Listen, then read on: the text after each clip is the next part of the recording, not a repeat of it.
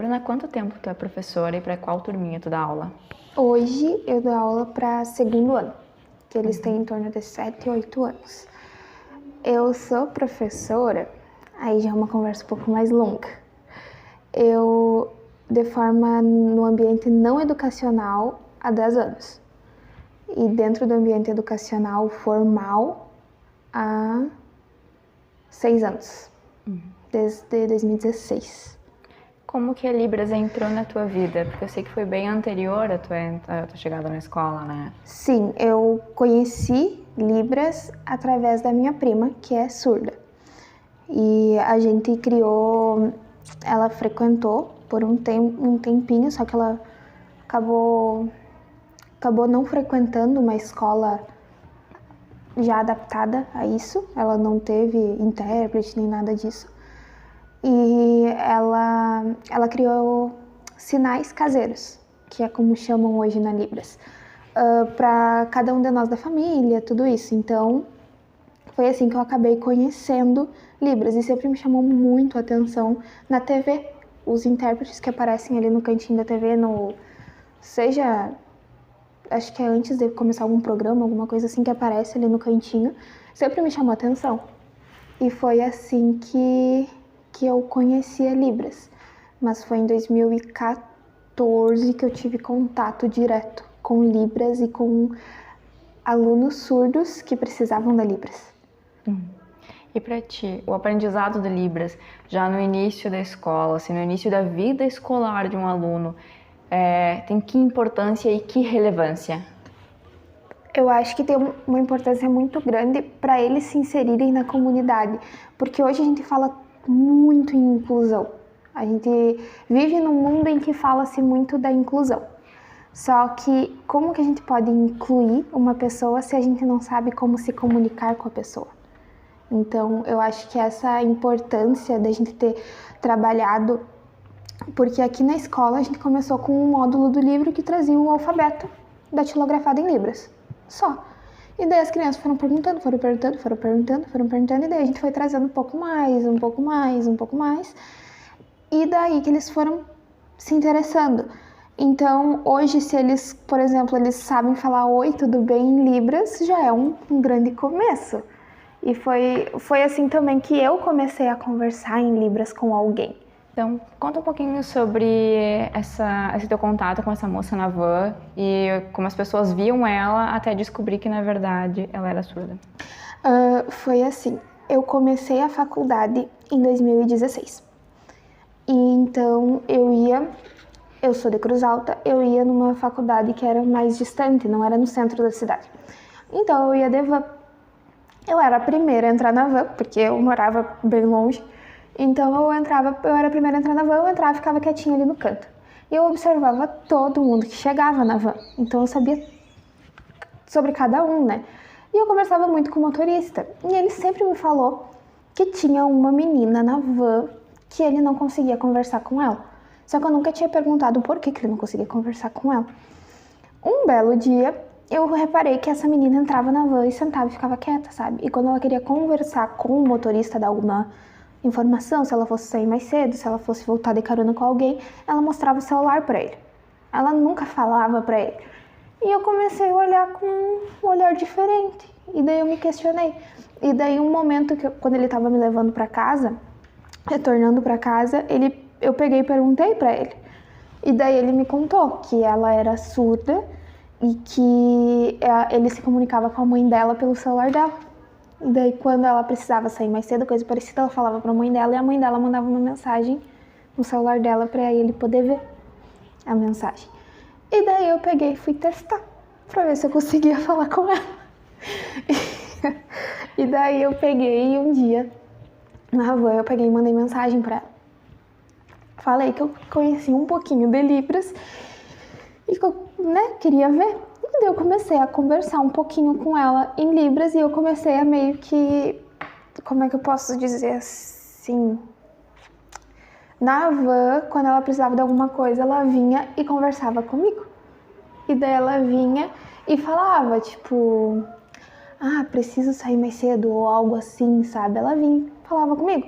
E daí foi assim que eu comecei a usar finalmente o que eu tinha aprendido lá em 2014. E daí, quando eu saí da van, eu encontrava ela assim pelo bairro, coisa parecida, sabe? Daí foi assim que foi o meu contato direto com alguém além da minha prima. Tu basicamente deu voz a uma pessoa que se sentia excluída, né? Porque ela era vista, como me falou que ela era vista como social. Isso, antissocial. Porque ninguém sabia até então. Ela fez direito, ela se formou em direito. Eu acompanho ela pelo Instagram e pelo Facebook. Ela hoje lá em Cruz Alta, ela ensina Libras para as pessoas. Que legal. Sim, então para mim ter tido esse contato com ela e agora ver essa evolução dela é bem legal. E aqui na escola tu despertou então o interesse das crianças, como tu falou, e fez uma apresentação com eles na escola.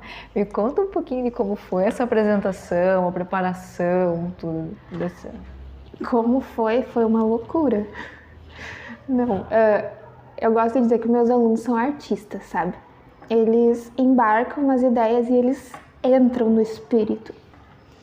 Porque tudo começou como uma atividade única. Ia ser uma atividade dentro da sala de aula. A gente juntou as duas turmas do segundo ano, eu e a prof. Solange. E daí, naquele dia, eu peguei e ensinei para eles o alfabeto em Libras, os números em Libras, e foi só. E os meus alunos estão muito na fase do porquê, muitos deles. E eles começaram, por quê? Por que tem que fazer isso? Por que isso? Por que aquilo? Como é que fala tal coisa? Como é que é o sinal disso? Como é que é o sinal daquilo? E daí eu comecei a mostrar para eles algumas coisas. Claro, eu não sei todos os sinais ainda, porque é muita coisa, é muito amplo, é muito vasto. E a gente começou a conversar, coisa e tal. E um dos vídeos que eu mostrei de um diálogo em Libras era meu. Então eles descobriram que eu sabia falar algumas coisas em Libras. Começou, o porquê aumentou. Aí eles começaram a pesquisar. E o meu Facebook, anos atrás, às vezes eu publico lembranças ou coisa parecida, de quando eu estava no coral de Libras lá em Cruz Alta, na época do ensino médio. Então eles descobriram que eu sabia cantar em Libras. Aí, algumas semanas depois, a gente estava tendo a semana literária na escola. E na sexta-feira nós faríamos o sarau literário. Então, dentro do sarau literário, a gente tinha que apresentar um poema e fazer alguma apresentação assim para fechar aquele momento. Aí nós decidimos fazer, o tema da escola esse ano é comunicação. Aí eu perguntei para a turma, porque nisso eu sou muito democrática com eles, perguntar o que eles pensavam, o que eles achavam, se eles achavam que iriam conseguir ou coisa parecida. Eles, a gente quer fazer, prof. E eu, não, então vamos escolher uma música e vamos fazer. Daí a gente escolheu a música Conquistando o Impossível. É uma música evangélica e que tem a simbologia de que a gente tem que acreditar que as coisas podem dar certo. E o poema era sobre acreditar também, o nosso poema que eles declamaram. E foi assim que deu essa ênfase toda, porque eles aprenderam, em questão de uma semana, todos os sinais da música, cantaram e fizeram sinais em Libras, se apresentaram, foi no ginásio, então estavam os pais de todas as turmas juntas. Eles não sabiam que seria para todas as turmas juntas, eles são acostumados a se apresentar só para os pais deles, porque geralmente a gente faz as apresentações individuais, e daí dessa vez eles foram pegos de surpresa. E quando eles chegaram lá, teve criança que não queria mais se apresentar, tudo isso. Eu falei, gente, é como se a gente estivesse na sala de aula. Vamos fazer como a gente ensaiou. Então tá, prof, então vamos. E fizeram. Foi isso. Hoje eles ainda olham nas capas dos cadernos que tem ali os desenhos dos sinais, tudo isso. Tem o alfabeto, eles falam. Eles sabem fazer o nome deles completo em Libras. Eles falam algumas palavrinhas em Libras, coisas que a gente entende ali entre nós. Você sente como se tivesse plantado uma sementinha de Libras para eles se interessarem ainda mais no futuro e começar a disseminar dentro da comunidade o diálogo em Libras? Sim, sim, porque o que eu percebo é que assim, como é que eu posso dizer? Parece que eles querem saber mais, sabe? Eu acho que seria isso, grande parte, porque eles têm uma curiosidade que é da idade deles, essa curiosidade. E essa questão deles pegar e... Prof, mas se eu fizer essa letra com essa letra e não sei o quê, ou como é que é o sinal de tal coisa? Às vezes até sinais que eu ainda não sei, ou eu esqueci, ou algo assim, e eles vêm me questionar. Então eu acho que sim, que é uma sementinha, porque eles falaram, prof, já pensou se algum dia a gente tiver um colega que precise? A gente vai saber conversar? A outra turma não vai saber conversar. Eles são muito disso, de competir com os mais velhos, sabe? Eles têm uma competição muito grande com o ensino fundamental 2 e eles estão no ensino fundamental 1, sabe? Então eles falam, aquela turma não teve Libras, a gente teve, sabe? Então eu acredito que sim, que se hoje a gente fala sobre inclusão, hoje a gente fala muito sobre inclusão. Se hoje tivesse alunos inclusos, alunos surdos inclusos, eu acredito que seria muito, muito importante que tivesse mais, falasse mais em Libras. Agora deu uma grande, assim, as pessoas procuram saber, mas não procuram fazer. Então é distinto. Eles sabem que existe a língua brasileira de sinais, mas em nenhum momento param para aprender, por exemplo, um oi, tudo bem, ou como você está, algum sinal básico para se comunicar. Isso. É mais fácil esperar que o outro saiba. Isso. É mais fácil, na verdade, esperar que a pessoa surda se adapte do que a pessoa ouvinte se adapte à pessoa surda. É mais isso, sabe? E na minha pós em inclusão, a gente lê muito sobre isso, sabe? O histórico da pessoa surda, tudo isso no Brasil e como foi difícil para eles se adaptarem, sabe? Então acho que a gente tendo essa visão agora de inclusão, hoje em dia, é uma maravilha. Eu tenho a minha primeira professora de Libras, lá em Cruz Alta, ela é intérprete. Ela é uma pessoa assim que eu falava para ela que quando eu crescesse eu queria ser como ela, porque ela dava aula para nós de manhã, de tarde, de noite, e de manhã ela era intérprete de um aluno no ensino médio em outra escola.